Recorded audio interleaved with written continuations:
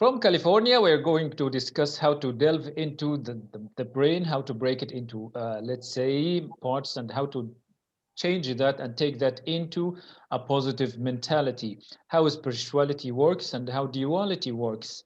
Shannon, could you please introduce yourself and what do you do for business? Hi, I'm Shannon Cooper, and I do spiritual ego coaching. And So could you please like take us onto what inspired you to start to jump into this journey? so I started doing this when I was actually starting a coaching business, wanting to help people heal their bodies from sickness because I had lupus and fibromyalgia and had 8 near-death experiences and wanted to teach others. And since I had pulled myself out of that place, being bedridden 80% of the time, just 5 years ago, I wanted to show other people that this was possible, that it's not a sentence, a death sentence that you have to accept. And that was one thing that I had always been able to do was, a lot of people, they will attach those things to themselves and it becomes their identity. And through all this process of trying to develop that business, one of the things I've always done as a child even was always ask, when somebody's doing something to me, why? Like, why are they doing that? Why are they? And it was a question I always asked, why am I behaving like this? Why? I never really understood why I did that so much. And my family used to kind of get irritated at me because I'd be in high school doing the same thing. But then it kind of dawned on me a couple years ago, and especially the past year, that as I started developing this health business, I started to realize that it was more along the lines of I would go in to try to help people, and I'm actually breaking down their mindsets. And it was really the mindset that was kind of keeping them back from even believing that they could do this physically. And until you believe it in the mind, you will never be able to do it here physically. So that I'm like a groundbreaking person. I like to like go right to the core problems. So I knew that people weren't going to be able to heal themselves in their bodies physically in this realm of the carnal fleshly realm until they went into the realm of spirituality within themselves and went in and understood that they could, and that they have to tell themselves it's possible, that they have to not accept the fact that they've been told you have, let's say, lupus and it is a death sentence because there's no cure. And so all of a sudden they attach that to part of their identity, and it becomes a construct of who they are. And that's something I never did. So I then evolved of what I wanted to develop my business into, from health to spiritual ego coach, because it is just about angels and egos. And it's a duality within that helps you understand life in duality. And once you understand your own duality, you understand everybody, you understand everything, and then you're no longer, it's so easy, you might get frustrated at something, but then you can understand and see and harness where your own frustration's coming from. And when it's such a overwhelmingly relieving feeling to actually feel like you can like have control over your own emotions always. And it's the most liberating feeling. That, and then to have a blueprint, because I to have a blueprint of somebody that can understand it and that can understand you is, it's overwhelming for a lot of my clients. It's overwhelming. So my other question here, like what other kinds of, let's say, shocks or sufferings you have been through? I have been through sexual molestation. I have been through being raped. I have been through being abandoned. I have been through, um, I would say, about almost anything that most people could think about, except for torture. I mean, but just extreme narcissistic abuse from husbands, anxiety problems, sicknesses. I mean, it's been pretty vast, but none of them I ever actually attached to myself. Being molested by two different people at the same time as a child, and never actually attaching those to who I am. It never became a part of me. And a lot of people don't even realize, when it comes to actually sexual trauma, it isn't even the trauma of the actual event that really causes the most damage. it's the aftermath of the rest of how everybody else reacts to it and then treats this child for the rest of their life. Or, something's always different and they feel and perceive things different and people look at them different. And that's what makes it. And they associate all of that to that trauma. Thus that, because that's an event that happened that you can easily take that past that event and go, that guy's sick or that woman's sick. Where the way that everybody else, it just becomes an identity crisis for them because now everybody else treats them as if that's their identity. So that's really where all these core problems stem from. How did you manage to heal yourself? I managed to heal myself through understanding my own self, understanding how that the chatter in the mind is not really us, that the voices that we all the conversations that we have is actually just the mind, the egoic mind talking to itself constantly. And all of our thoughts that's not us just having a thought of how we think. This is just a machine that generates good and bad thoughts constantly. And we decide what thoughts to grab onto. And it's our hearts that is our feelings and our emotions is where our real soul resides. And that it's what we decide to grab onto and put onto us. And when you understand that the mind is just a machine that generates things. And that's why we can think that, like sometimes we'll think a thought and you'll be like, why am I thinking that? I would never do something like that.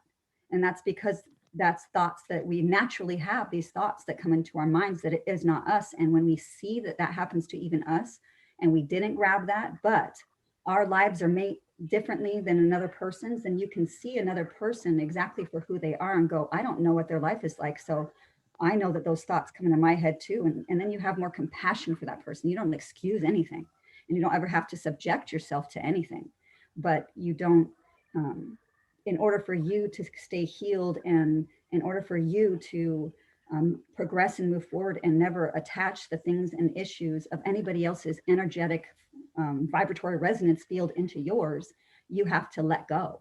You have to not attach anything that is done to you in this realm to who you are and your identity at all. You have to write the essay. You have to learn the lesson and write the essay of lesson learned in every experience you have in this world. Could you explain a little more what you mean by duality? Duality is like we have, and there's duality within duality and within duality, and it's an endless thing, which is where we can learn that it's a constant state of refinement. So, we tend to look at life as black and white, and gray. And it isn't necessarily that. And when we can understand that even within ourselves, there is duality, and you can see that there's always a choice of duality, and then you take it, but then within even that choice, that there's a choice of duality. There's always a better one in every single choice that elevates you up or keeps you and will bring you down within the duality. So that's where all these different timelines of choices that you can come in, go into come from. And the duality really is key and essential in understanding in order for you to understand life, aside from vibration, energy, and frequency. So my other question here, like, how do you harness this kind of egoic mind? So how you harness the egoic mind is like when I'm speaking, I have a friend that I speak with pretty often, and he is very, very honest. And our way of our communication style is we just talk, talk, talk, talk. And he allows me to dig into his mind, and he says things, and I'll be like, "Oh, you know what that is?" And he's like, "No." And or he'll say like, "It's this." I'm like, "No, this is what you're doing right here." And it's breaking down the psyche of blaming other people for everything that you do and feel. So that's literally breaking down the egoic mind, is taking from blame to accountability. Why does it matter? Like, why shouldn't we, or like you are advising not to blame others, but to bring it back to yourself? When you blame others, you take zero accountability. Thus, you're telling your subconscious through your conscious mind that you don't do anything wrong and it's always everybody else in the external field around you. So you are actually taking, and when you're giving other people your energetic power, your divine power within. When you actually blame anybody for the actions that you take, you have no way of actually learning and writing an essay from that, because it's nothing for you to learn from. It's somebody else's problem. So it's something that is crucial for you to understand is there's never anybody that's ever to blame for anything that you're, this is where you're at right now in your life. This is your eternal walk of life. And where you at is you're the cause of all your effects. And you're the only person who got you to where you're at on your eternal walk of life. Nobody else but you. And how much does honesty play in your work? 100%. Honesty is, it is actually one of the most crucial things. Integrity. I think everything has to be done. Everything has to be done with integritous intent. If you don't speak with integritous intent, if you don't behave with integritous intent, if you don't think with integritous intent, because if you don't start thinking with integritous intent, you sure as hell aren't going to speak with integritous intent and aren't going to act with integritous intent. So I think integrity is actually one of my hugest attributes that I think is most important to have. And how would people free their minds from the effect of the external world? To shed the fleshly eyes. Oh man, that's hard. It is hard, trust me, because I do it, and I it's hard.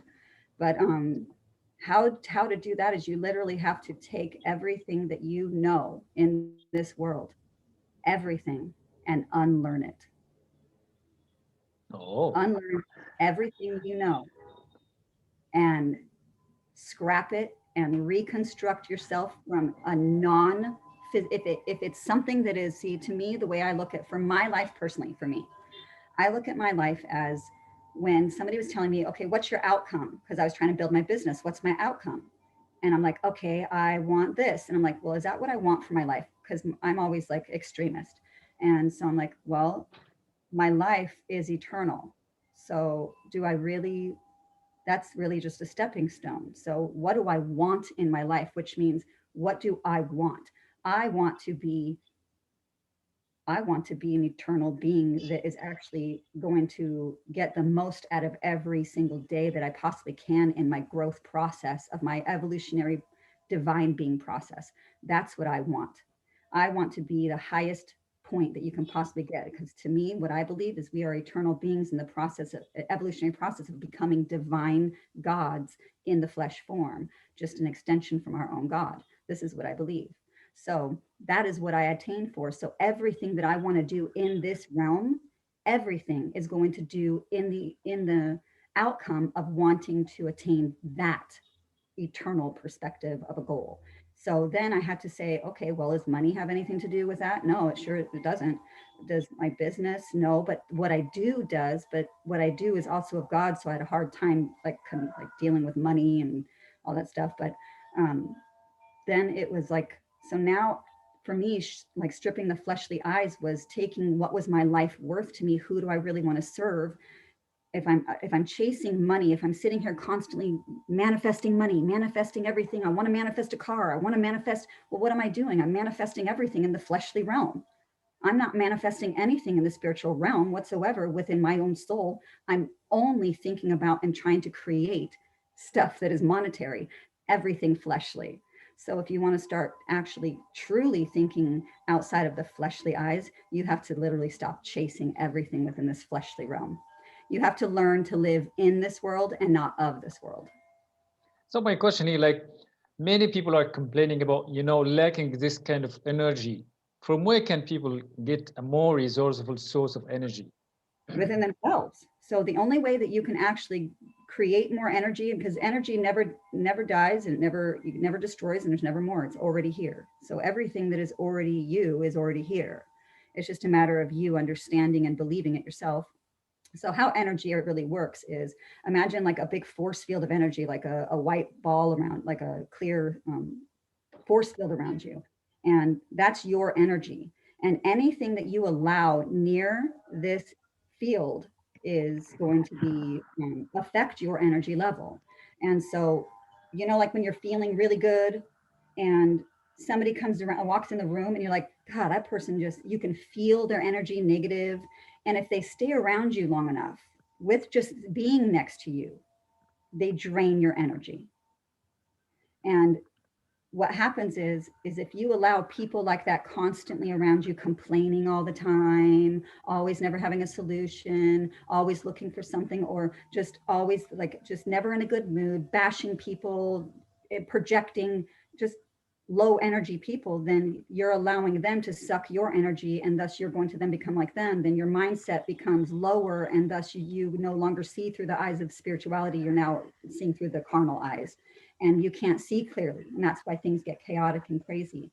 Those thoughts of clarity that we get, that's when you're seeing through the eyes of spirituality. And there's ways that you can actually get to where you are in that state of mind almost always. And you can choose to actually shift in and out of it, because it's shifting in and out of, it's like Avatar. I don't know if you've ever seen the show Avatar. It's a cartoon, but there's a lot of truth in these animes, let me tell you. So my other question here, what would you like to tell young minds? I would love to tell young minds that they need to start making sure that they do things solely and fully for themselves, and not try to please anybody but themselves. Not that they don't need to be respectful and completely love and honor their mother and their father and all that stuff. But when it comes to who they want to be, what they want to be, what they want to do, what they desire, they need to scrap what everybody else in this world tells them they are, can do, and be. And they need to go out and they need to fumble falling forward.